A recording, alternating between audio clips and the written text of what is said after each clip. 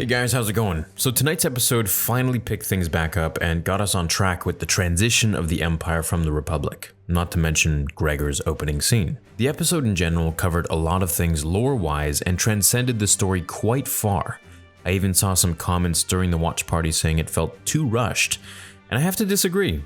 Palpatine is moving things very fast at this point in the Empire, and he wants the clones out of there, and the Stormtroopers in, which we saw the original concept art for the Stormtroopers from Ralph McQuarrie's original designs from the original trilogy. It's a lot of original. We're gonna get to all of that, so let's go in order from the beginning of the episode.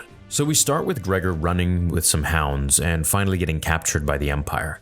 This is surprising to see him, since we know that he got blown up in Season 5 of the Clone Wars. In Episode 12, we saw him take out a bunch of droids and blow up a bunch of red tanks, to which he sacrificed himself, and that was the end of that. Until, of course, we saw him in Rebels returning. And I gotta say, I always felt like his return in Rebels made too much of a comedic appearance compared to how badass he was in the Clone Wars. But it was great to see him once again. Once captured, we jump to the Bad Batch, who are contacted by Rex, which is a great surprise, who needs them to get an old friend out of trouble, meaning Gregor, CC-5576. Gregor is captured on Daro, and he's sent a distress signal. Daro is a planet without any settlements, so it's quite odd that he's captured there since there really shouldn't be anything there, to which of course we know that there is an Imperial stronghold in the mountain. Tech mentions they're on a job for Sid, to which Omega once again, and look, I gotta say, and I don't want to rag on Omega, but I gotta say my love for her is kind of dropping a little bit. I really liked her. I didn't like her in the beginning, then I really liked her, and then now I'm just kind of getting annoyed. She just kind of wants to save everybody, I feel like. You know, everybody who's trying to kill them and kill her, she's like, oh, but we have to save them. It's like, well, no, don't you remember they were just trying to kill us? Did you forget? Which then completely goes against what Hunter wanted to do, who is the leader, and he just kind of bends the knee to his so-called daughter, almost, because he treats her like a kid. Anyways, they agreed to go save Gregor at Rex's request, which of course makes the episode interesting. Jumping to Kamino, we see Rampart and Crosshair, and boy, it feels like it's been so long since we've been back on Kamino.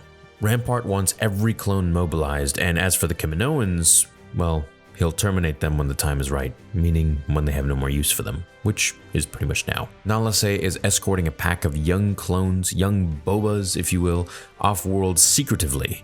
Clearly she's trying to protect the clones and has a very soft spot for them, a love for them, like if they were her children. And it kind of reminds me of Dr. Pershing, who was very protective of the child in The Mandalorian. And it makes me think, seeing as how the Empire recruited her, or actually ordered her to be part of the Imperial scientist team, I suppose, that maybe she was training Dr. Pershing. Maybe she took him under her wing, and that's the reason he's so emotional and kind towards Grogu. Not treating him like some experiment, but rather like a child, like a being. Anyways, she meets with the Prime Minister, Lama Su, who tells her that the Empire has cut all contracts with them.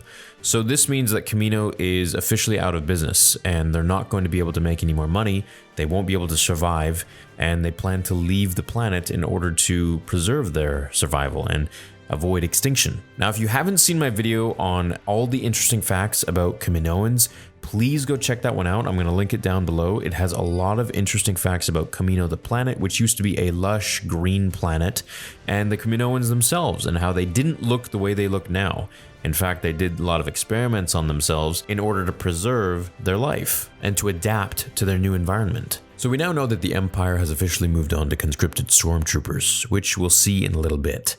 They plan to find other clients to continue their livelihood, to which the Prime Minister says the Empire will probably terminate them anytime, which is true. Jumping to the Bad Batch, we land on Daro, and the Bad Batch use Hunter's abilities to hunt when they look for Gregor. This really reminded me of The Witcher because it just feels like he's very good at tracking things. They notice something is inside that mountain, which is odd since the planet wasn't supposed to have any facilities, let alone a military base. They get a closer look and the boys see clone commandos, and the squads of clones are dressed in updated armor. Now we know from the end of the episode, these aren't clones, these are soldiers working for the Empire. Now this updated armor is Ralph McQuarrie's original concept art for clone troopers, and this is some sort of a hybrid thing until they actually changed to the look of the stormtroopers that we saw in the original trilogy when Episode 4 came out, or The Star Wars came out in 1977. As they sneak through the halls inside, we get a close-up of the hybrid clone stormtroopers. Now, the armor part aside, which I've mentioned a few times already, if you notice the music, we're now really heading into the time of the Empire, as we're getting very familiar music from the original trilogy. It was a very nostalgic feeling, and it was very nice. You know, regardless of story, I feel like the overall animation, the graphics, the quality, and the music just continuously improve every single episode. So Tech reveals that 50 clone troopers and 1,000 TK troopers are here at this base, to which they're quite surprised that many beings would be here, and they still think these guys are clones. Now TK, they're confused what that even is the abbreviation code used to identify stormtroopers and Imperial personnel. Just as CT were clone troopers, or CC stood for clone commando or captain, TK is how stormtroopers were identified. Now the reason for this isn't too clear in my opinion, but I assume it's to give them a more German militaristic feel. Trooper Corps with a K. Or, as I saw online, a theory suggests that it's to announce that all Imperials learned Teras Kasi, which is a violent fighting style in Star Wars, but I highly doubt that. The Bad Batch free Gregor from his cell and they move out. Gregor wonders if their armor is indicative of them being clone commandos just like him, when he learns that they're actually Clone Force 99 and he says, defective clones. Gregor was an instructor at this facility, so I'm guessing the clone commandos are purposed here to train the new stormtroopers of the Empire. Kind of like Nathan Aldrin was sent to train the Japanese in The Last Samurai. Tech sets off the alarm by mistake and they take out a few of the TKs, removing their helmets, and they realize that they aren't clones, but they're actually the replacements. That's right, they finally realize that they are being replaced by regular humans. So once again, it's confirmed that stormtroopers are now entering the mix, and the transition process for changing the clones to the stormtroopers has really now taken full swing. Gregor explains that these recruits came from all over the galaxy, swearing loyalty and allegiance to the Empire. Now in Legends, or the expanded universe, they really did come from all corners of the galaxy. It wasn't just humans that were becoming stormtroopers, but aliens as well. Now Gregor explains something pretty interesting. The clones belong to the Republic, and now the Empire needs a new face, a new army, not indicative of the past, but of the present and the future of the Galactic Empire, of Palpatine's vision. He says these recruits aren't well trained or talented, but they are infinite in numbers essentially. And in Legends, this checks out entirely. It's exactly what Palpatine wanted. He wanted a grand army, one that focused more on numbers than quality. To him, quantity beat quality. Gregor gets shot by what looks like Scorch from Republic Commando the game, which was a cool little Easter egg until he gets taken out. Now you might be wondering how Gregor ended up here. He reveals that he was sent here with other commandos to train the new recruits, and he realized what was going on. That they were training the replacements, so he wanted out, and the Empire didn't like that. So we can really see that the Empire is now actualizing their dictatorial ways. You either do what we say, be our slave, or you are terminated. The boys make their way to an opening as Omega pilots the ship with Wrecker to take them. So clearly she's been working on her piloting skills and she's becoming quite the well-rounded character. She's starting to really learn and master a lot of the things that she wasn't really all that great at. Wrecker blasts at the Imperials with real blasters, which was pretty funny to see since the Bad Batch were stunning them the whole time, kind of trying to preserve their life, and Wrecker just opens the door and doesn't really care, just kills him. I guess this could also show that Wrecker is a little bit more savage or violent than his brothers, which makes sense because of his name. I like it. Gonk saves the day by powering the ship back up, and they make their way off the planet in a blaster-fired pursuit until Hunter falls out and gets captured. He orders the crew to leave him, which was a very hard decision, of course, especially for Omega, which he does and gets taken away by the Empire. Rampart on Kamino tells the Prime Minister, Lama Su, that Nala Se, the scientist, the medic, has been trying to get medical personnel off-world to save them. Very disappointed, Rampart takes Nala Se in and says that the Empire could use a scientist cloner.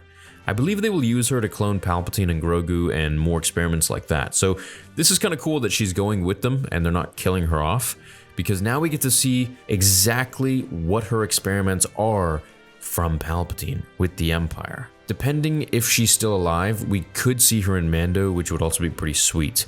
Maybe they're cloning more than just Palpatine, or trying to tie it into the sequel trilogy with Snoke and all this and that.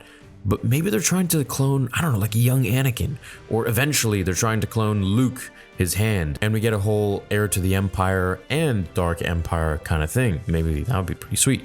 Imagine if a whole bunch of young Palpatines are created in between episode 6 and 7, and Luke has to fight that sometime in the Mando or, some spin-off show. Now, as I mentioned earlier, Nala Se seems to have rubbed off on Dr. Pershing as she was protecting the child, if you remember. Or, you know what, maybe this is just something that those in particular, those two, felt for their, not really patience, but their creations. We saw that with Dr. Pershing, who was trying to protect the child from Mando, from everybody, in Mando Season 1. Rampart takes Nala Se away, and it looks like 2 troopers are left to kill Lama Su, although we don't hear blaster fire. Hunter sits in his cell, cuffed, as Crosshair shows up, finally. Saddened the whole crew wasn't there for him, he opens the cell door, and that part made me wonder, why would he even do that? Why is he taking him? Where is he taking him? What is he going to do with him? Or is he going to free him? We're starting to see a bit of a common theme here, that anyone who receives some sort of an explosion near them or some trauma to their head has something to do with the chip. It either gets activated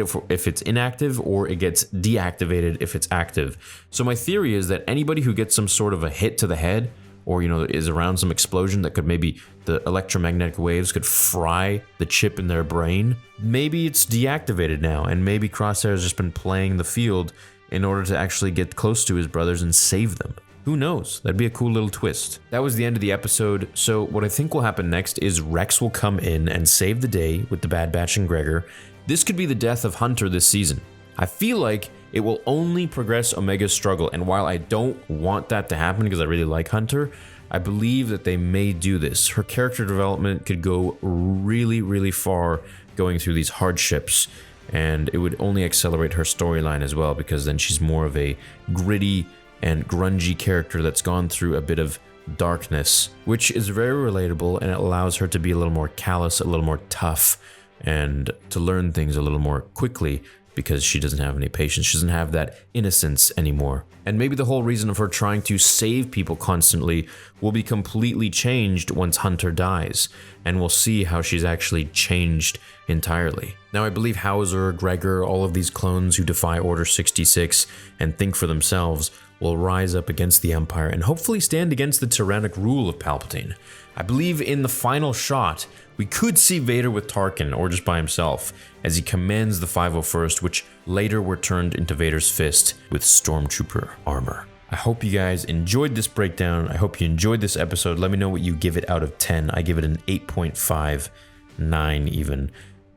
Please let me know your thoughts of the episode below, what you think will happen in episode 15. We only have 2 episodes left, and then hopefully we get another season of The Bad Batch, maybe next year.